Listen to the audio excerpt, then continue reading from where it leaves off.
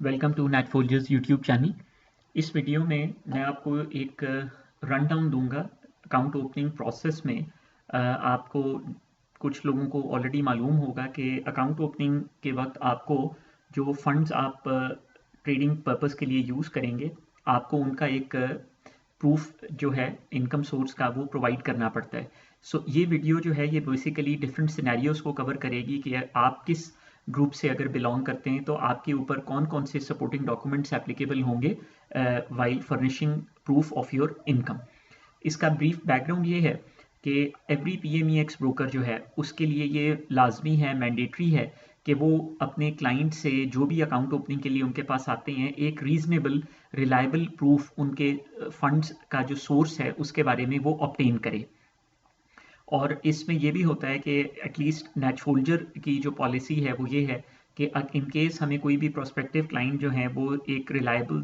Sufficiently reliable proof नहीं दे पाते अपने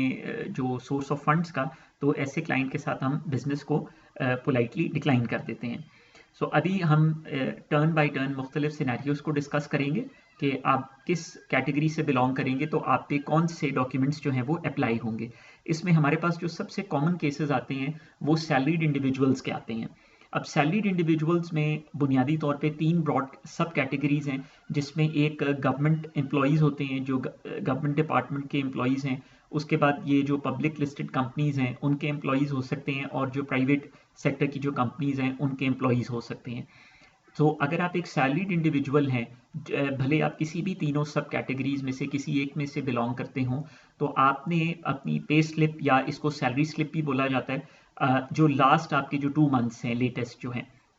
वो आप हमें प्रोवाइड कर देंगे और at the time of account opening. और इसमें ये ख्याल रखिएगा कि वो जो आप पे स्लिप्स प्रोवाइड करें वो आपके जो एम्प्लॉयर हैं उनके फाइनेंस या जनरली एचआर, इन दोनों में से किसी एक डिपार्टमेंट ने उनको वेरीफाई किया हो। नॉर्मली वो उसको स्टैम्प कर देते हैं आपकी सैलरी स्लिप को। सो ये फर्स्ट सिनेरियो हमने कवर कर लिया जो कि सैलरीड इंडिविजुअल का है, जो कि हमें फाइनेंस या एचआर डिपार्टमेंट से वेरीफाइड लास्ट 2 मंथ्स की ड्रॉन सैलरी जो है उसकी पे स्लिप्स जो है वो प्रोवाइड कर देंगे। जो दूसरा पॉसिबल सिनेरियो हो सकता है वो ये है कि आप बिजनेस करते हैं। इस केस में आप जो भी ये जो इन्फॉर्मेशन अभी मैं आपको बताऊंगा, ये इन्फॉर्मेशन जो है ये आपको उस बिजनेस का जो कंपनी लेटर हेड है उसके ऊपर प्रोवाइड करनी पड़ेगी। और उस लेटर हेड को जो है वो कंपनी की जो स्टैंप जिसको सील भी बोला जाता है, आपको वो भी उसके ऊपर लेटर हेड के साथ वो भी रिक्वायर्ड होगी उस लेटर हेड के, जो भी उसके अंदर आप मटेरियल जो है वो आपने इन्फॉर्मेशन ऐड की होगी। उसमें अब जो चीदा चीदा चीज़ें आप ऐड करेंगे उसमें जो अकाउंट ओपन करना चाह रहे हैं उन इंडिविजुअल का नाम, उनका सीएनआईसी यानी उनके पर्टिकुलर्स आ जाएंगे। ब्रीफ सा ओवरव्यू आप देंगे उस बिजनेस के बारे में कि वो बिजनेस की नेचर क्या है, नेचर ऑफ बिजनेस क्या है। उसके बाद मोस्ट इंपॉर्टेंटली कि आपकी उस बिजनेस में पोजीशन क्या है। अब उसमें जो पॉसिबल सिनेरियोज हो सकते हैं कि आप सोल प्रोप्राइटर हैं, यानी आप वाहिद इंडिविजुअल हैं जो कि वो बिजनेस कर रहे हैं। हो सकता है कि आप पार्टनरशिप की फॉर्म में बिजनेस कर रहे हो, तो आप ये डिक्लेयर कर देंगे कि आप फलां बिजनेस में पार्टनर की हैसियत से हैं। हो सकता है कि आप उस कंपनी के खुद सीईओ हों या आप उस कंपनी में कोई डायरेक्टरशिप रखते हो। सो आप अपनी पोजीशन उस कंपनी में स्पेसिफाई कर देंगे कि आप किस रोल में उस कंपनी में ड्यूटीज परफॉर्म कर रहे हैं। और लास्टली आपकी एस्टिमेटेड जो ग्रॉस एनुअल इनकम है जो है वो आप जो है वो स्पेसिफाई कर देंगे इस स्पेसिफिक बिजनेस से जो आप जनरेट कर रहे हैं। और एंड के ऊपर आप सिंपली एक फॉर्मेलिटी के तौर पे लिख देंगे कि ये जो इस बिजनेस की जो प्रोसीड्स हैं वो आप प्लान कर रहे हैं इस ट्रेडिंग के लिए यूज करने के लिए। इसमें जो थर्ड सिनेरियो पॉसिबली हो सकता है वो हमारे पास केसेस आते हैं इनहेरिटेंस के, यानी जो विरासती जो प्रोसीड्स होती हैं उसमें चंद केसेस मैं आपसे डिस्कस कर लेता हूँ। जिस तरह एक सिनेरियो में ये हो सकता है कि आप हमें एक अंडरटेकिंग जिसको कि इकरारनामा या प्रोबेबली हलफनामा भी कहते हैं वो आप दे देंगे, जिसमें कि आप जो है वो क्लियरली जो मेंशन कर रहा होगा कि आपका जो शेयर, जो आपका इंडिविजुअल शेयर बन रहा था उस ओवरऑल इनहेरिटेड जो भी इनहेरिटेंस में आइटम्स थे, खा वो कैश था, प्रॉपर्टीज थी, तो आप एक अंडरटेकिंग दे देंगे जिसमें कि सिर्फ आपके स्पेसिफिकली शेयर का तस्करा होगा। दूसरा सिनेरियो ये हो सकता है कि आपने कोई जो प्रॉपर्टी आपने इनहेरिट की आपने उसको डिस्पोज ऑफ किया, तो उस सूरत में ये है कि आप को उस जो विरासती प्रॉपर्टी है उसकी जो सेल डीड आपने की उसकी कॉपी आप हमें प्रोवाइड कर देंगे उस प्रॉपर्टी की जिसकी प्रोसीड्स आप ट्रेडिंग में इन्वेस्ट करना चाह रहे हैं।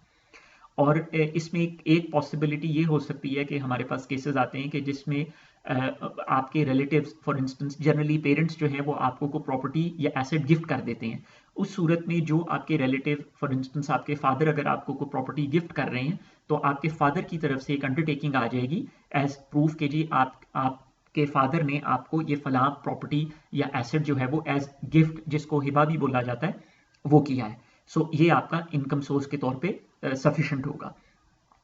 एक सिनेरियो जो कि अभी ये कोविड-19 के सिनेरियो में बहुत ज़्यादा कॉमनली हम फेस करते हैं अकाउंट ओपनिंग के लिए के वक्त वो है कि इस वक्त करंटली आप अनएम्प्लॉयड हैं फॉर एनी रीज़न।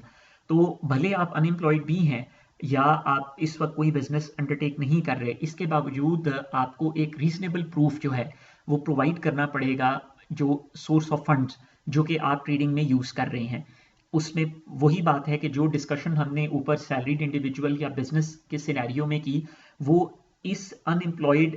इंडिविजुअल्स के केस में भी आएगी जो भी उन पे एप्लीकेबल होगा। यानी को प्री कोविड-19 वो हो सकता है कि जॉब कर रहे थे या कोई बिजनेस कर रहे थे, उसकी डिटेल्स जो डिस्कशन हमने ऊपर की उसके मुताबिक वो हमें जो प्रूफ है या डिटेल्स हैं वो प्रोवाइड कर देंगे। उसके बाद अगला सिनेरियो जो पॉसिबली हो सकता है वो हो सकता है कि आप एक रिटायर्ड इंडिविजुअल हैं। उस केस में जनरली जो है जो पेंशनेबल जॉब्स होती हैं उसमें जो है वो जिस तरह आर्म फोर्सेस पर्सनल हैं, गवर्नमेंट सर्वेंट्स हैं, उनके केस में ये होता है कि वो सिंपली हमें अपनी जो पेंशन बुक है उसकी कॉपी प्रोवाइड कर देंगे एज अगर वो अपने आप को रिटायर्ड इंडिविजुअल शो करते हैं। उसके बाद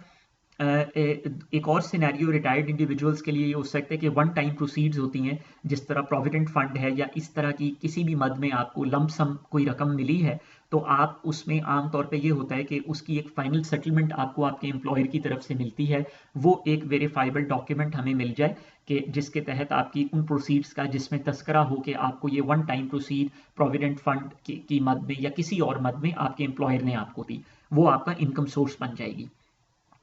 इसके बाद हमारे पास कॉमनली वो इंडिविजुअल्स आते हैं जो ऑलरेडी PMEX या पाकिस्तान स्टॉक एक्सचेंज के इन्वेस्टर्स या ट्रेडर्स होते हैं और वो हमारे पास शिफ्ट ओवर करना चाह रहे होते हैं। उस केस में ये होता है कि आपका जो इनकम सोर्स के तौर पे आप ये कर देंगे कि आपकी जो ट्रेडिंग हिस्ट्री है चाहे वो PMEX के में ट्रेडिंग हिस्ट्री है या PSX की आपकी ट्रेडिंग हिस्ट्री है जो कि ये सब्सटैंशिएट कर सके कि आप जो इन्वेस्टमेंट जो आप यहाँ पे हमारे पास शिफ्ट कर रहे हैं या जो गेन्स आपने किए ट्रेडिंग एक्टिविटी से जो कि अब आप यहाँ इन्वेस्ट करना चाह रहे हैं तो आपकी वो ट्रेडिंग हिस्ट्री जो है वो एक्ट करेगी as a proof of income जो कि आप यहाँ पे हमारे पास इन्वेस्ट करेंगे। इसके बाद एक सिनेरियो हमारे पास ये भी कॉमनली हम फेस करते हैं कि